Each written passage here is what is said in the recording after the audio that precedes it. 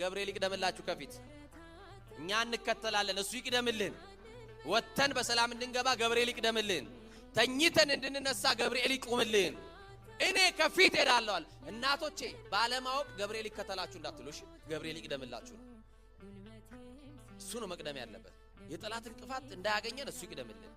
ከመንገድ የተቀመጠውን የጠላት እንቅፋት እኮ የሚያነሳው ገብርኤል መረብ ይወጥራል ጠላት የመረቡን የሚበጣጥሰው ገብርኤል ስለሆነ እና ገብርኤል እኔ ከፊት ሄዳለሁ አንተ ተከተለኝ አለው በሩ እኮ እንደተዘጋ ነው መክፈቻ ይዞ አይደለም ገብርኤል የሚሄደው መክፈቻው የተቀመጠው በመቶ አለቃው እጅ ነው